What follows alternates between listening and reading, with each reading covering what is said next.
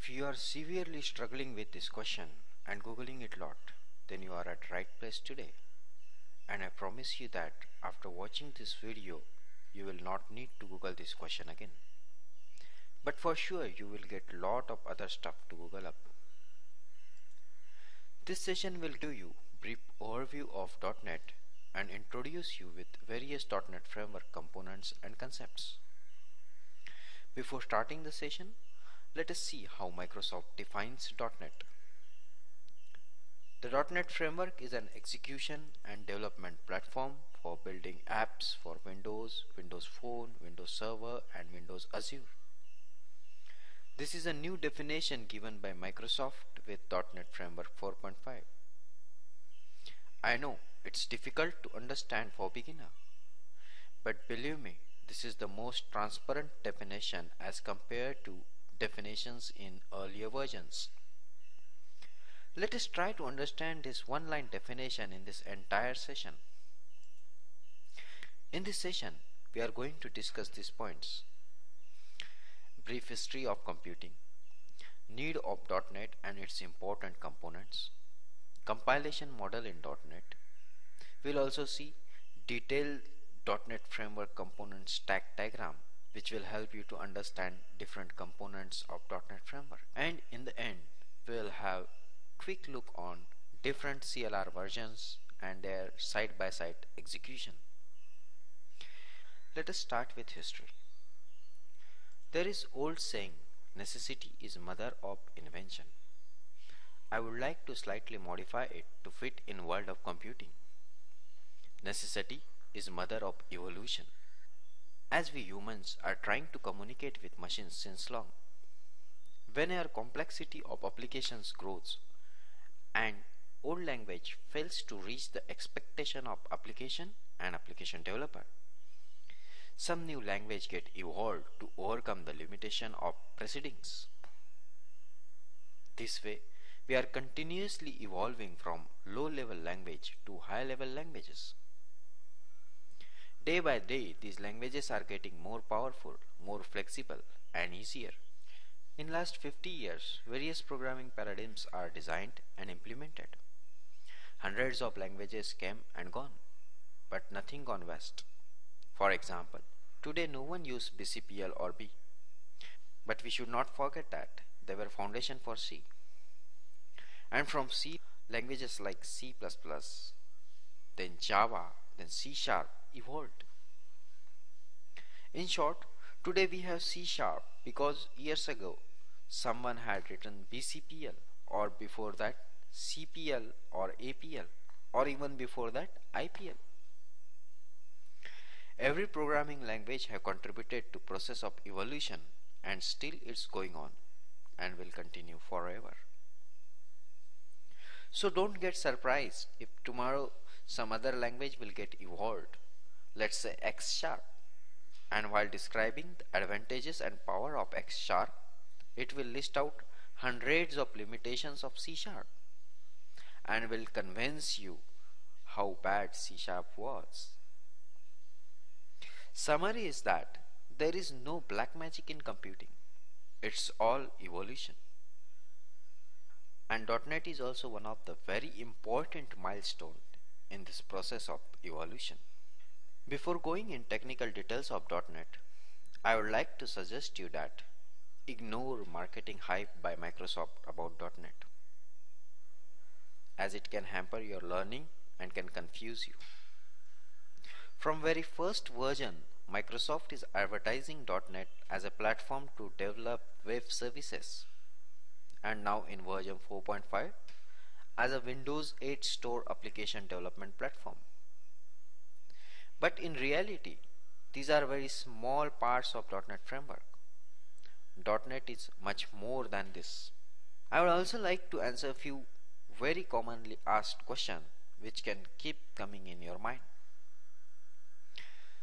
The very first question is, why .NET evolved? Let us go back in time to understand it in depth. Almost for 40 years of computing, we humans were busy in making our communication stronger with machines. That means in making our programming languages stronger.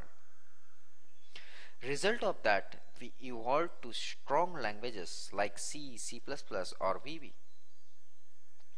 But at the same time, hardware also evolving, giving various choices of processor. Not only that, but complexity of real-life applications was also growing.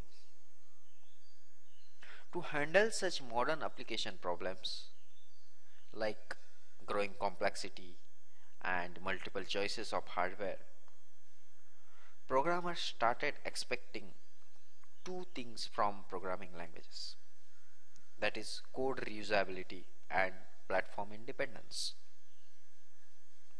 But traditional languages were not aware of these new challenges. And this triggers Microsoft to design and write such a huge and powerful platform like .NET, which can satisfy all modern requirements and challenges. Why code reusability is that much important? Let us try to understand it using simple example of array. Every developer uses array in day-to-day development, and surprisingly, hundreds of developers who want to sort array end up with writing same code which has been written hundreds of times earlier.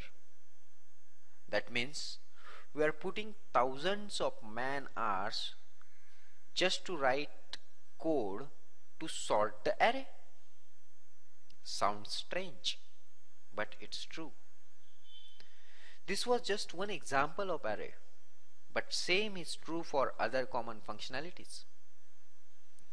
Common sense says that we should figure out all such common functionality, write it once, put it in library, and use it whenever required. This is what reusability is. This will definitely allow application developer to focus on business logic instead of writing same common code again and again. Now let us try to understand second point, that is platform independence.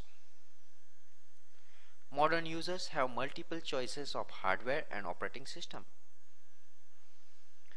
This brings new problem to application development. Now applications should have capability to execute on any hardware as well as on any operating system. But traditional languages are not capable of that, as after compilation they always create binary executable file, generally referred as exe. This binary file is always platform dependent. This means that if developer will compile C code on Windows XP machine with P4 processor, then this exe will contain executable instructions for Windows operating system and optimized for P4 processor. This exe will not give optimum performance on other Windows machine having different processors. And surprisingly, it will not even execute on machine with other operating system like Linux or Mac. Summary is, reusable library and platform independence are the two real inspiration behind .NET framework development. Be aware, platform independence is little tricky term and can easily confuse you, as sometimes it can be used in context of only hardware, sometime in context of operating system, and sometime in context of combinations of hardware, operating system and other software components required for application execution. Just to avoid confusion, here I would like to specify that .NET supports 100% platform independence in context of hardware, but not in context of operating system. .NET program can execute on any hardware with optimum performance, but it needs Windows operating system for execution. It will not execute on Mac OS or Linux. For this, you can use .NET Framework by Mono project. Mono project is cross-platform open source .NET Framework implementation. The second common question is, Why .NET is very successful? We know that maturity comes with age and experience teaches lot. Same thing is true in computing. When Microsoft started .NET development, humans have 40 years of programming experience. Also, .NET Framework is not the first of its type. Standard Template Library, Microsoft Foundation Class Library, Rapid Application Development Environment were some of successful attempts of Microsoft to provide reusable libraries. These libraries were strong enough and lot of application developments is done using these libraries. But they have some limitations like tight coupling with particular language and platform dependency. Still, they have contributed a lot to the process of evolution. Obviously, all this experience played a vital role in .NET framework development. In .NET, Microsoft provided huge library to easy application development. This library is pure object oriented and more matured than its previous attempts. It is neither tightly coupled with any programming language nor platform dependent.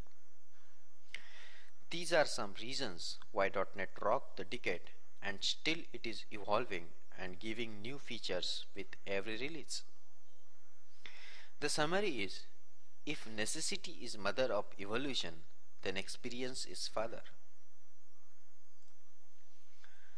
The next very common question is, what languages can I use to develop .NET applications? Microsoft provides 5 languages. You can use C#, VB.NET, C++.NET, F# or JavaScript to develop your .NET applications. Other than these languages, there are more than 20 third-party languages available, like COBOL.NET, Perl.NET and C#.NET. Point to note that in .NET 4.5, Microsoft discontinued support for J#. And the last question that I would like to discuss over here is, what types of applications can I develop in .NET? In .NET you can develop console applications, desktop applications, web applications, Windows services, WinStore applications, and smart device applications. Console applications are command line applications which can be called and executed through DOS prompt. Generally, administrative tools are created as a console application. Console applications are always faster than GUI applications as there are no overheads of GUI processing. Windows services are the processes which starts automatically as computer boots. It keeps executing in background and stops when computer shut down. SQL Server services, Windows Firewall services are some examples of Windows services. You can write Windows services when you want to execute something continuously in background. Desktop applications, also referred as client applications, are the applications which you need to install on end user's computer. Typically, they are Windows applications. Some very common examples are Microsoft Word, Outlook, Calculator, and all. You can develop classic desktop applications using WinForms and rich desktop applications with advanced visual effects, shadows, animations, vector-based image processing using WPF. Web applications are the applications that executes on web server and they need not to install on client's machine. End user access web applications through browser over the internet or intranet. That's why they are also known as server application. Some of very well-known examples are Gmail, Facebook and eBay. Web services also executes on web server, but they are not supposed to use by end user directly in browser. They don't have any user interface. They provide services to other applications. In short, it is a functionality available over internet or intranet which you can use in your application development. These types of services can be developed as XML web services or WCF services. The most important advantage of web services are they are independent of any platform, technology or language. That means web services created in .NET can be easily consumed in Java application. Windows Store application are new types of WinNet applications with Metro interface. The most interesting thing over here is WinStore makes your application available to millions of customers around the world. You write your app once, set the price in your local currency, and Windows Store can make it available in worldwide marketplace in 100 plus languages. It makes easy to distribute, update and get paid for apps that you develop. Fine. After discussing various frequently asked questions, now it's right time to dive deep in .NET. .NET Framework provides foundation for modern application development. .NET Framework have two core components, Common Language Runtime and Framework Class Library. CLR is runtime environment to execute .NET applications. That means it is responsible to execute all .NET applications. It also do various important tasks like exception handling, garbage collection and just-in-time compilation. In easy words, CLR executes .NET applications and also do various execution related tasks. FCL makes developers' life easy by providing huge library of functionality. It increases developer productivity and reduces development time. This library consists of hundreds of classes, interfaces, structures, delegates, which application developer can use for application development. Now you might got a big question in your mind that what is this execution engine? In C, C++, VB 6.0 we didn't have any execution engine. Then why we need it in .NET? To find out answer for this question, we have to understand difference between traditional compilation and .NET compilation. .NET compilation is different than traditional language compilation. In traditional languages, source code directly get compiled to binary executable. For example, if we have C source code, obviously C compiler will compile it to machine code. This machine code is nothing but binary code which will be executed by operating system itself.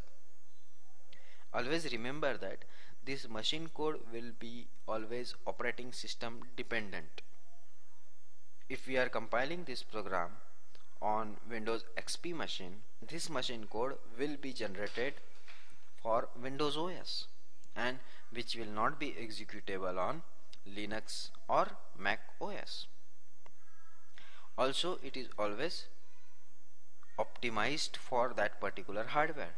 Means if we are compiling this program on P4 processor, then this machine code will be optimized for P4 processor and will not give optimum performance on i5 processor. But in case of .NET, scenario is little different. For example, if we have C# source code, C# compiler will compile it to something known as CIL and not in binary. Obviously, CIL file can't be executed by operating system as operating system doesn't understand it. The CLR comes in picture. One of the component of CLR, that is JIT compiler, will compile your CIL code to machine code, and this will be executed by CLR and not directly by operating system. Assembly is said to be basic building block of .NET and it consists of meta information and CIL. On previous slide we have seen that when we compile source code, assembly file get created and all your source code get converted in common interface language and not in machine code. In addition to CIL, assembly also have meta information which is information about assembly. It consists of assembly manifest, type metadata and resources. As assembly have meta information, they are often referred as self-descriptive. Assembly is said to be basic building block of .NET as all classes of FCL physically resides in some assembly. We know FCL is class library of huge classes. All these classes are physically resides in some DLL which is nothing but assembly file. It means all these DLLs are not in machine code but it in CIL. In short, all framework class library DLLs are in CIL and not in machine code, and physically these files are known as assembly files. Assemblies can be categorized in two types, private and public. This can be discussed in separate session. For now, you can keep in mind that all framework class library assemblies are public assemblies, and the assemblies that application developer creates after compiling the code are always by default private. Assembly manifest contains of all the information about assembly like author of assembly, assembly name, assembly version, security key, and references to other assemblies on which this assembly is dependent. Let us discuss last point in more detail. When you write applications, you use various classes from framework class library for development. In able to call these classes, you first need to add references of assemblies or DLLs in which these classes resides to the project. After compiling this project, assembly will get created and all the references which we have used in this project development will get stored in assembly manifest.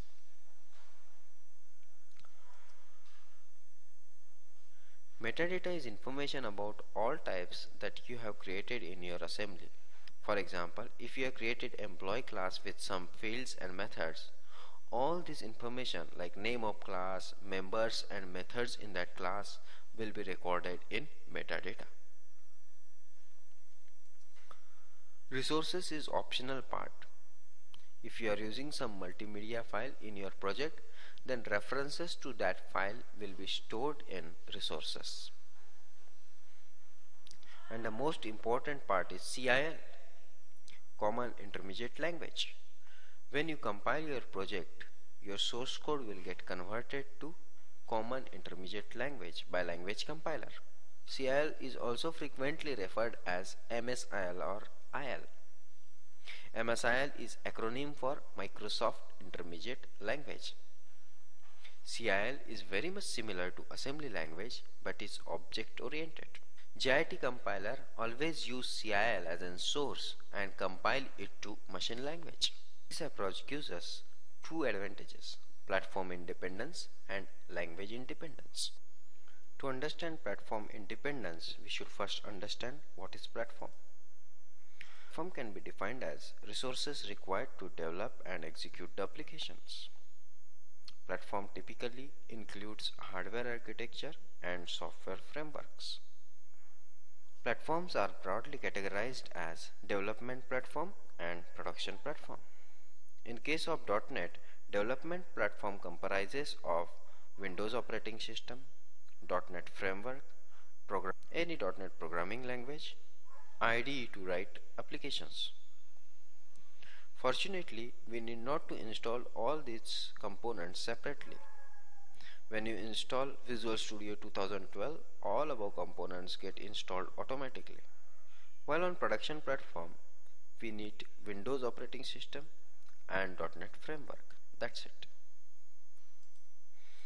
Now consider this scenario. to understand platform independence. Say developer is writing application in C# on development platform. When he will compile the C# code using C# compiler, it will get compiled to CIL and will create assembly with .exe extension. Obviously, for this application development, we have used various classes from framework class library. References to all these classes will get stored in meta information. Now we wanted to deploy this assembly on client's machine, but for that, on client's machine there should be Windows operating system and .NET framework installed. Then you will deploy this assembly on client's machine. When client will execute this assembly, CLR will start its working. Assembly loader of CLR will load this exe and all referenced assemblies from FCL using meta information of the assembly. Then JIT compiler will compile CIL code into machine language, and this code will be executed by CLR. Very important point to note here is that the compilation from CIL to machine code is happening on client's computer. So this machine code will be optimum for client's hardware and operating system. That's why it doesn't matter on what platform application is developed, as executable code will always generate on client's machine. This is what platform independence is. Now let us try to understand language independence. As you are very much familiar with compilation of .NET, your C# code will be compiled by C# compiler into CIL, and then JIT compiler will convert into native code at the time of execution. Similarly, if we have VB.NET code, VB.NET compiler will compile it to CIL, and then same way it will get compiled by JIT compiler into native code. Same thing is true about all other .NET languages like F#, C++, .NET or any third-party language. So it should be very clear to us that .NET language compiler are designed such a way that they will generate exactly identical CIL for same logic written in different languages. For example, if you will write program to add two numbers in C# and also in VB.NET, obviously source code will be different. For example, in C# you will declare variables as int number1 comma number2, while in VB.NET you will declare them as an dim number1 comma number2 as an integer. But when you will compile both the programs, and if you will compare the CIL, you will find they are exactly identical. Summary is that CLR or JIT compiler is nothing to do with in what language you are writing your code.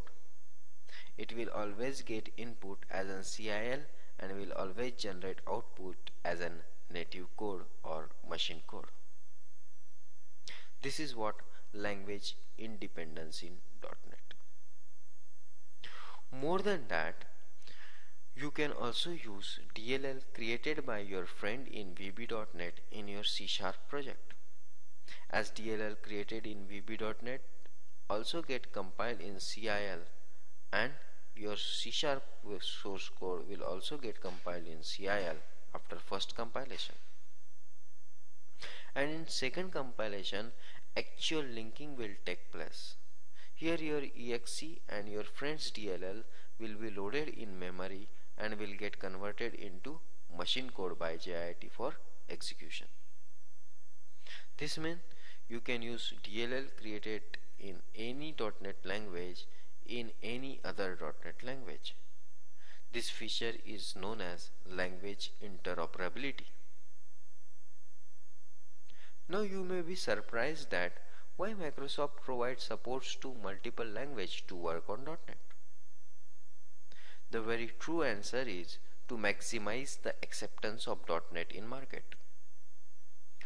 The original language created by Microsoft to work with .NET is C#. Obviously, it is best choice for fresher to work on .NET framework. But it is not obvious choice for experienced developer. For example, when Microsoft launched .NET, thousands of developers were working on VB 6.0 and they were happy with it. If Microsoft could be provided only C# as .NET language, then these people would not be interested in migrating to .NET, as we know the pain of learning new programming language. That's why Microsoft provided VB.NET as a .NET language with very much similar syntax to VB 6.0. But VB.NET internally nothing to do with VB 6.0, as VB.NET use FCL for development and get compiled into CIL and not in binary. But at least it reduces the learning curve of VB developer to work on .NET framework. Now VB developer need not to learn C# syntax to work on .NET framework. Same thing is true for all other languages. This way, Microsoft have removed the constraint of programming language and have increased the acceptance of .NET in market dramatically. Fine. Now with all these concepts in mind, it's right time to go more deep in .NET framework architecture. This diagram will give you a complete picture of where .NET framework resides and how it works in context of other Microsoft technologies like COM, IIS and Windows operating system. Here you can see that at the core there is operating system.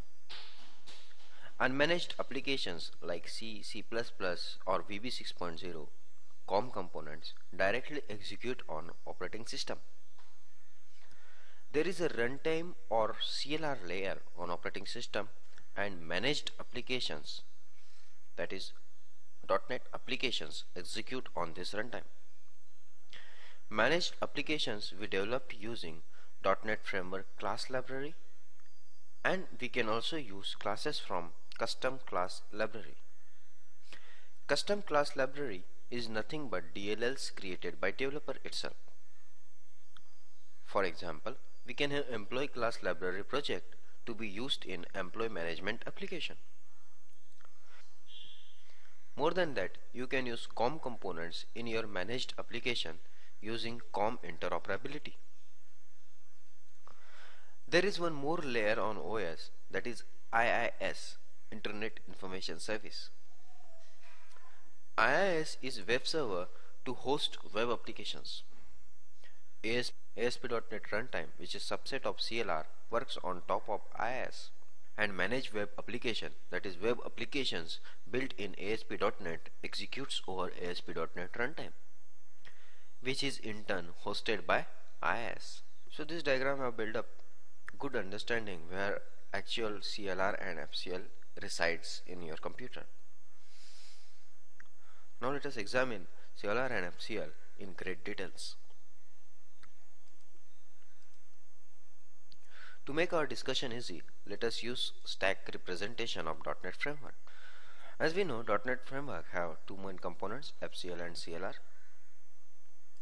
Now, again same definition that we already seen, but this time I am sure that the definition is more meaningful for you. CLR is commercial implementation of CLI. CLI stands for Common Language Infrastructure. It is an international standard for creating execution engines. It means it defines rules to be followed by execution engine. We can say that language independence is possible in .NET only because CLR follows all the rules specified by CLI. Now let us have a look on other important components of CLR, that is JIT, CLS, CTS, CAS and garbage collector. JIT stands for just-in-time compilation. Just-in-time compilation means compiling code just at the time of execution. This means that instead of compiling entire code in machine language, JIT compiler compiles code as and when it gets called. This way, it reduces the startup time of application. And more than that, it caches the compiled code. So that if same code will get called again in somewhere in program, then it use that cached copy and no need to compile that code again. This way JIT compiler avoids compiling same code again, and also it never compile the part of code which is never used in the application. CLS stands for Common Language Specification. It defines the specification or rules that has to be followed by all .NET languages. This way, it enhances and ensures language interoperability. It defines set of features of language that are widely available in various languages. Common type system is subset of CLS and defines set of data types for CLS, or in easy word, it defines data types for all .NET languages. Each and every data type of .NET language has to map with one of the data type of CTS. For example, int of C# or integer of VB.NET both map to CTS data type int32. Summary is CLS and CTS ensures the language interoperability by providing language rules to be followed and standard data types to be implemented by all .NET languages. Code access security assigns permission to code depending on source, means from where we have downloaded that code. For example, if you have downloaded the code from internet from unknown publisher, cache will treat it as a partially trusted application and will not allow to access all the resources of your system. Even user have all the rights.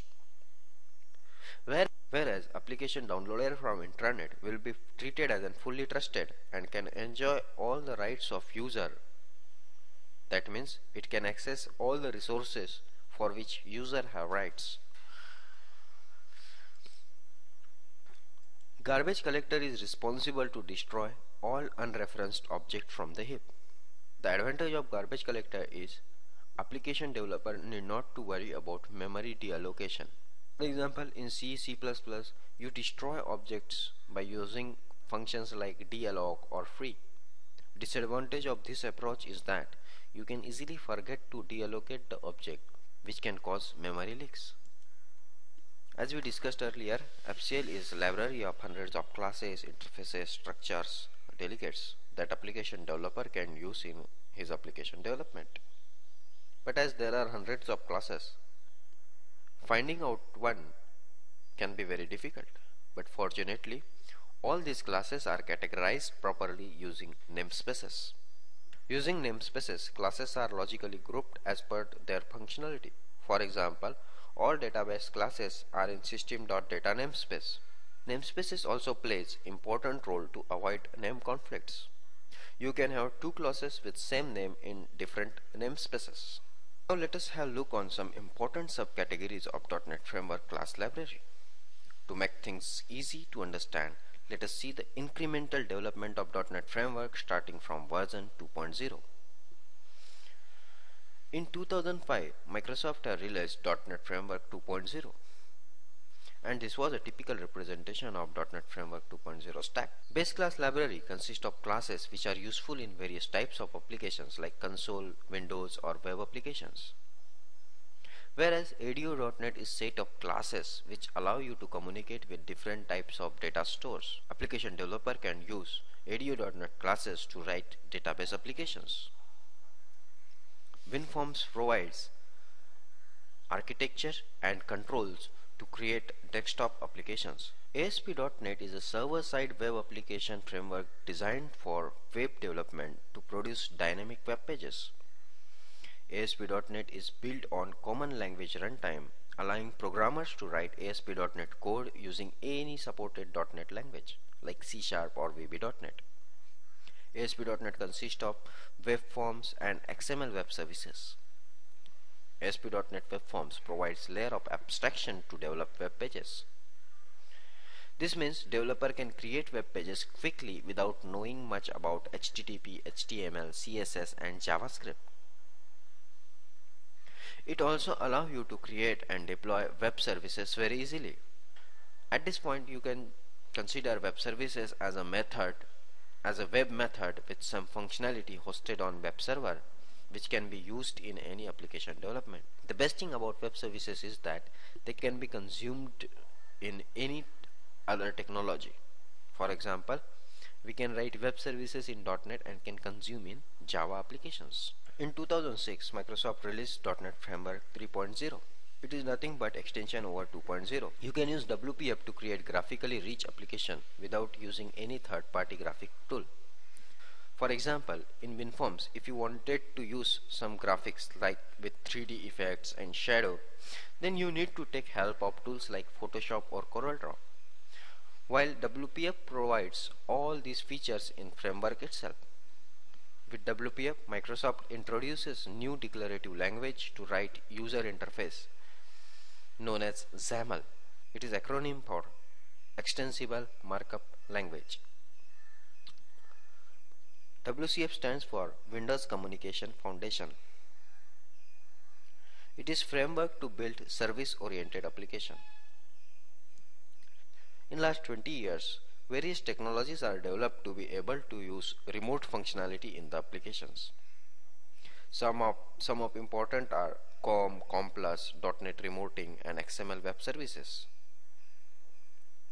These technologies are developed to solve specific problem in real life. For example, if you wanted .NET to .NET communication, .NET Remoting is best choice.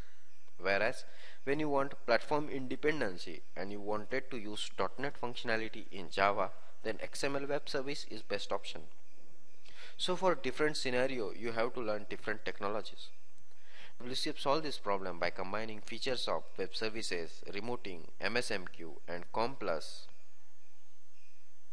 In short, it is unified programming model to develop service-oriented applications.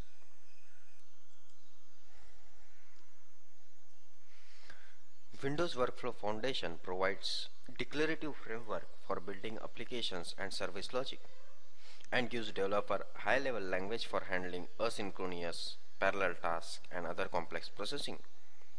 WF provides set of tools for declaring workflows to define logic and control flow. In short, WF is about using higher level language for writing applications with the goal of making developers more productive, applications easier to manage and change quicker to implement.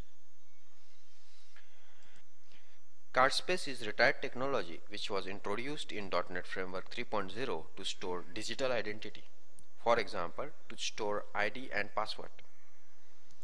Microsoft discontinued card space from Feb 2011 and currently working on replacement called uProof. In 2007, Microsoft released version 3.5. In 2007, Microsoft released .NET Framework 3.5. LINQ stands for Language Integrated Query. We know that most of the real-life applications use database to store data. But surprisingly, for the years, we didn't have any support in programming language to communicate with databases. To communicate with databases, we have to always rely on structured query language, that is SQL. With the introduction of LINQ, you can write queries in C# or VB.NET language itself. LINQ is not only limited to databases. LINQ can also be used over any type of collections, even on XML files. While writing queries in LINQ, we get various advantages of Visual Studio that was missing in case of SQL queries. For example, IntelliSense and compile time validation. In ASP.NET 3.5, new server controls are added and also introduces ASP.NET AJAX. AJAX stands for Asynchronous JavaScript and XML. It is a technique developed by various web programmers to get desktop-like experience on web pages, that is flicker-free pages. In .NET Framework 3.5, there are also various enhancements in common language runtime, enhancements in WPF, WCF, networking, Windows Forms, etc. In 2008, Microsoft released .NET Framework 3.5 Service Pack 1. Entity Framework is Object Relational Mapping System. Microsoft describes Entity Framework as object relational mapper that enables .NET developer to work with relational data using domain-specific objects. It eliminates the need for most of the data access code that developers usually need to write. First time when I used dynamic data, I was really amazed. You just need to drag and drop some database table and your website is ready. Yes, scaffolding feature creates and designs pages for all your tables dynamically. It automatically inserts label, text boxes, drop-down list depending on table schema. It provides save, update, delete, find buttons. More than that, scaffolding also understands relationship between tables and design pages accordingly. It's simply great tool to create websites in minutes. In 2010, Microsoft released .NET Framework 4.0 with some new features like TPL, P-Link, MVC, and PCL. TPL stands for Task Parallel Library. Day by day, processors are becoming more powerful. Today, even basic computers also have multi-core processors. Making use of these multi-core processors in applications is a new challenge for developers. Using system.threading to create multi-threaded application is one solution, but it has its own complexities. While TPL is a simplified solution and designed specially for multi-core processors, TPL is smart enough to make optimum use of all available processors on client machine. Starting with .NET Framework 4, the TPL is preferred way to write multi-threaded and parallel code. Parallel link is parallel implementation of link to objects. MVC stands for Model View Controller. This is a new approach to develop web applications. We have seen that in very first version of .NET, Microsoft have introduced ASP.NET Web Forms. Web Forms made web development very easy by providing various server controls and hiding HTML, JavaScript, CSS from web developer. But this convenience comes with cost of performance and manageability. Web forms have their own limitations. Some of the disadvantages of web forms are complex page life cycle, use of view state, heavy server controls, no support for unit testing, automated JavaScript creation. Now with the invent of libraries like jQuery, CSS3, HTML5, using JavaScript and CSS is again becoming trend. That's why web forms are not right choice to develop modern web applications. ASP.NET MVC overcomes all the limitations of web forms. It gives powerful pattern-based way to build dynamic websites that enables clean separation of concerns. It also gives you full control over markup. ASP.NET MVC includes many features that enables fast, test-driven development for creating sophisticated applications that use latest web standards. The Portable Class Library project enables you to write and build managed assemblies that work on more than one .NET Framework platform. You can use this project to write and build portable assemblies that work without modifications on multiple platforms such as Windows 7, Windows 8, Silverlight, Windows Phone, and Xbox 360. In 2012, Microsoft have released latest version of Microsoft.NET, that is version 4.5. Windows Store app is new type of app that can be sold on Windows Store and can run on Windows 8 devices. They run in single window that fills the entire screen by default. They automatically work with variety of input sources like touch, pen, mouse, and keyboard, etc. Instead of static icons, they use live tiles that can display notifications even when the program is not running. HTML5 is new standard of HTML. Its core aim have been to improve the language with support for the latest multimedia. For example, HTML5 includes system for embedding videos without any plugin like Adobe Flash. It also includes touch events, geolocations, etc. With CSS3, you can do advanced styling which was not possible in older versions. For example, you can create rounded borders, add shadow to boxes, and use an image as a border. And it's all possible without using any design program like Photoshop. jQuery is powerful JavaScript library. Using jQuery, you can easily do validations, animations without directly using JavaScript. Typically, web works on request response model. Limitation of this model is server can only respond to the client request. There is no mature way so that server can send data to client without any client request. HTML5 WebSocket addresses this issue by providing a channel between client and server. WebSocket provides persistent connection between the client and server so that both parties can start sending data at any time. This is high level and I will say incomplete representation of .NET Framework 4.5.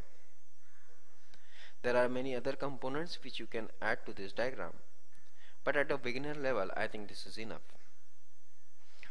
We have just seen incremental development of FCL in different versions. Same way, we should also understand different versions of CLR and their side-by-side execution. As we know, Microsoft launched .NET Framework 1.0 in 2002. In this version, FCL and CLR both are in version 1.0 itself.